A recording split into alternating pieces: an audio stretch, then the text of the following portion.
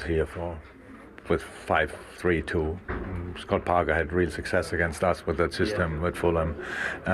It's not always our favorite system to play against, but today we didn't hesitate. We put direction immediately. We fought the battles in the right areas, around their box, in their box. We won the balls back high. We brought the ball back in the dangerous area again, and had bodies in the box. And so that's why we were really difficult to play it today. We have a level of expectation at the club to go out and perform every game, and we hadn't done that the first 3 games. This was about looking forward, putting that behind us, learning from what we can, and doing what we needed to do today. I think every one of us is shell-shocked, so bitterly disappointing scoreline. Probably not result, because I understand that the challenges we face here today and at this present moment in time, there's no denying that we're probably under-equipped at this level. My job now is to take the psychological out of this game today, because no doubt after today's defeat there's a big psychological element, and we're trying our hardest here, and I feel sorry for the group in that sense. A group of players, an honest group of players, but just need some help at this present moment in time. You've just equalled the biggest record in the Premier League. How good were your side today? Very good, very good. Obviously, loved the start in the game. Was exactly, we wanted to show reaction for ourselves, being the, or getting close to the best version of ourselves. All these kind of things. That's only possible if we put direction into our game, because we play a specific way, and for that we need direction in the game, and that's what the boys put in from the first second. Then scored wonderful goals early. Game got settled a little bit, kept scoring. Then 5-0 for half time is obviously a strange, but an outstanding result. And then it was about keep going, because not to humiliate Bournemouth, not at all. We couldn't respect them more. Just again, for us, it's early in the season. It's pretty much, if you said before the game, we should start the season or result-wise as well, and that means it's not about now controlling it. It's about putting the opponent under pressure again. And yeah, wonderful goal started immediately with the 6-0 after half time. Yeah, could bring on the kids. They deserve it so much. Fabio with a special player, and wonderful goal. So yeah, everything was perfect pretty much. Lots of stunning goals to choose from. Harvey Elliott obviously getting his first Premier League goal for Liverpool. You've spoken there about Fabio, but also Trent. That was some finish. It was. Actually, I don't like it too much when a player is like 35 yards away from the goal and the whole crowd is like, shoo. But in this case, obviously it worked out pretty well, and yeah, Trent showed his technique, was involved in a couple of more goals. I don't know exactly how many, but yeah, good game. Was important for us today, so to get it off the chest. Just come on, now let's play football. And we know Wednesday Newcastle will be completely different. We will watch them tomorrow, and so many things. But for today, the mix of great weather and fantastic football, we don't have that often at Liverpool, and so we should cherish it. And before the game we were talking about the habit of conceding first. Well, you certainly put that right today. Yeah, at least we don't have to answer the question now anymore. That's already good, and yeah, how is that? It's a really good day for us today. Cannot say differently, but we will for sure not get carried away. And just finally, how important is it to then build on this ahead of Newcastle next week? It's all about. We all know if you want to be successful in this league, you have to show consistency, and that's what we have to start doing now. Because, but that's actually used to be a strength of us. Just that we don't, when we found a way, that we don't stop, and that's what we have to do. But again, completely different opponent. Big quality, new striker, and blah blah blah. But we will watch them tomorrow. Analyze starts tomorrow if you want, and then we will see what we can do against Newcastle. Thanks for the entertainment, Jürgen. Thank you. Yeah, tough day for Scott Parker and Bournemouth, but what a performance from Liverpool, and they join Manchester United and Leicester City on that high scoreline. We still can't get double figures. That's not happened yet, Jermaine. But Klopp talked about how they got off to a flying start, and well, they stayed airborne the whole game, didn't they? Really, but that start was terrific. They were brilliant. You know, I have to say that Firmino was a huge part of the reason why. I think initially that start from Liverpool was so good. everybody thought with the Núñez arrival, could it be the end of, you know, Firmino's time at Liverpool? Obviously, Mane moved on, but then because of the injuries to the likes of Diogo Jota and stuff, he started the season. I don't think he started probably his best, but today he was right at it. And where he's at his best, Firmino, Jurgen Klopp spoke about playing against a 5 in the back. He can find space anywhere on the pitch, and he's very good at dropping deep into the pitch and linking it in very well. This is a lovely little chop onto his right foot. Delivers a ball that all strikers will want to go and attack, and Diaz is showing his qualities in the air as well. This I love because all of the bodies are trying to go one way, that whole Bournemouth team, and he just stands still. He knows when he's in space, gets a little bit fortunate with the touch, but this was kind of the signs, from Harvey Elliott that they're going to be absolutely ruthless, and that's Harvey Elliott's first goal. That's not bad either. In this campaign. But you saw there with Trent as well, linking up, you know, coming in short, playing little 1-2s. He just brings that to the table, and I just think that doing all that's one thing, but this is that element that is going to get him the confidence. You know, scoring goals again.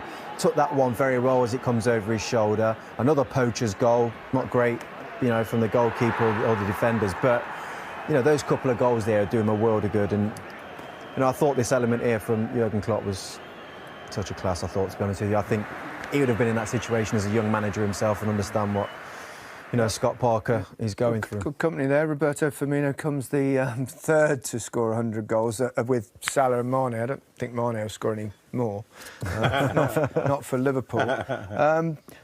Mo Salah was at the top of that list, and he neither a goal nor an assist. No. I mean, Bournemouth must be delighted they kept him quiet. Yeah, it was one of those days for him, you know. You could see, and it weren't like he didn't get any chances. He got very, very good chances. A couple of sitters, really. Absolutely. Chances he should have scored. He should have definitely scored today. And that's why I suppose when you look at him, he couldn't believe it. I think that one, he's gone with his left foot. I would probably went with my right foot just to make sure that you smother the ball and get it in the net. He's flashed across it with his left foot. He's smiling because he's like a half a yard out. This one, I think the goalkeeper makes a pretty good save, really. I think that's a fantastic save. One of his few. This one, I thought maybe could have just slotted that first time. Bam, it's over the bar. What I like about Mo Salah is he does laugh things off, and he sees the funny side. Inside, though, what will he be feeling? Devastated, you know. Just 9 goals and you don't get any. Oh, yeah. Come on, man. Yeah. Scott Parker talked at the end of the game there about the psychological effect of this result and how he's got to pick the players. If only we had someone in the studio that had experienced a 9-0 defeat at Anfield. Oh! How do you cope with that? What was it like for you? Steve, I was crying. I think I was crying when when I started crying when Jeff Thomas missed the penalty at 6. Oh, really? Not just because I wanted to take it, but it was just devastating. But the fact is that it's humiliating. I remember at half-time Steve Copper was saying we've got to be careful here because we're playing against an elite team. This is the team you want to be ending up playing, but we couldn't get anywhere near them. And like I said, I was crying. It was really bad for us, but he got us to pick ourselves up very quickly simply because they were so good. And then we saw what happened later in the year. We beat them 4-3 in the semi-final, but it was tough. The next week, it was one of the most harrowing weeks of training because we need to get something. You've got to get a grip and move on. Have a go. Absolutely. What a win for Liverpool Football Club. The fans wanted a reaction after the slow start and the defeat to Manchester United, and they certainly got the reaction. 9-0, Farah. How good were Liverpool today? Very good. This is the Liverpool that we expect. You know, they've had a slow start to the Premier League this year with the opening game against Fulham. I think they were really slow in what they did. But 9 goals. I mean, you don't score 9 goals too often, do you, in games? And it's fantastic. It seems to be everything that they hit on target today was. We did want to pick out Firmino, Mo, because he got the 2 assists, didn't he? 3 assists and 2 goals. He was on fire today. He was. I mean, we all know what a class act he is. And, you know, you're like me and you've been watching him for years and years and years, then you don't forget these things. He's just an absolute dream for his teammates to play alongside. He drops into this position. How many times have we seen Liverpool do this? He drops into the hole and then people basically run out to win into the gaps he vacates. Again, his first touch is just staggering. He just caresses the ball. He's got great vision. And he was at the heart of a lot of the great things that Liverpool did today.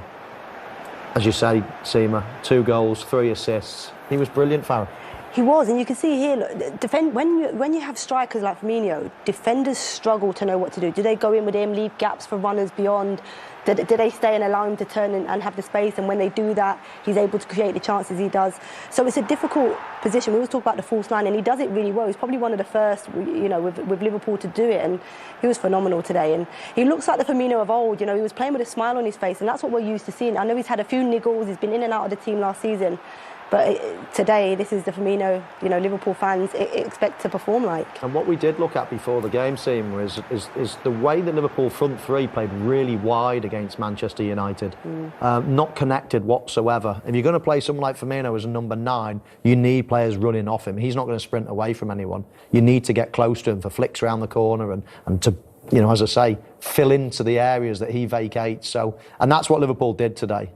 Diaz was permanently close. Salah as well, despite him not scoring, which was amazing. Which is really annoying when you have your fancy team. Salah was so good, and he won't get spoken about much today because he didn't. I don't think he got an assist out of the 9 goals, did he? But he was assisting the assister, so he was involved in every good thing that happened at Liverpool. He just didn't get a goal or an assist. What about for my fantasy team? That's not good. Oh, I'm with you there, Farah. What about Harvey Elliott? Because when he scored that brilliant goal, it's quite an emotional reaction afterwards. It was, yeah. I mean, he's been a Liverpool fan for a long, long time. I think it's his first Premier League goal at Anfield. And it was a great goal as well. Now, I know we've just eulogised over how good Firmino was, but he didn't mean this. This assist is definitely not... It was a bad first touch. It was his only bad first touch. And even just shows you when you're playing well, then even your bad first touches turn into assists. So, but focusing on Elliott, that was a great angle to see the ball go into that corner. I've just heard that sadly his nan passed away a few days ago, so that was why he was even more emotional. And you can understand why. So emotional scenes there for Harvey Elliott, and also Carvalho scored as well, his first goal in a Liverpool shirt, and that's always a special moment for any player. Of course, and it was an opportunity to bring him on, give him more time, really get involved. I really liked him today. I thought he made himself really busy in the opposition half. He's just in a good position here and hits it on the volley, just sees the flight of the ball. You can see it, just a deep ball that goes long to the back post. And you see as it comes over his head, he's aware of where the ball's going to fall, and he's just there for a second ball and volleys it home perfectly. But he was an interesting player today because he was getting involved in little things. He was quite, for somebody so slight, he didn't mind a little tussle with the Bournemouth defenders today. And let's take it back to the scoreline. 9-0. It's now the 4th time that has happened in Premier League history. It doesn't happen too often, but just 4 times. Huge margin. I mean, you've both played in big games. Have you ever been on the right end of a scoreline like that? I don't think so. Certainly, I've not been involved in any of those that are up there. No, I mean, some big scorelines. That's the type of scoreline that when you're in the local parks when you're about 10 years old, isn't it? You win like 12-0 and things like that. But 9-0 is a good thumping. But Liverpool had the chance, didn't they? They had about 5-6 minutes to make the double figures, to make history they were today, trying to, weren't they? Yeah. Farah, you've been involved in, what was it, 13-0? Yeah, not at club level, but at international level. Yeah, 13-0 win. Yeah, I know, but it shows where the women's game was at in terms of the level. So yeah, at international. You know what? At that level, though, it can become quite embarrassing at times, and you do feel a little bit sorry for the opposition. I'm not sure Liverpool would have today. Can you remember how many goals you scored in that game? I probably scored a hat-trick. Brilliant. OK, well, let's move on to the champions, Manchester City. They were at home to Crystal Palace. Of course, Man City hoping to react after that draw to Newcastle last Sunday. Let's see how the match unfolded with Ian Crocker and Leon Osman.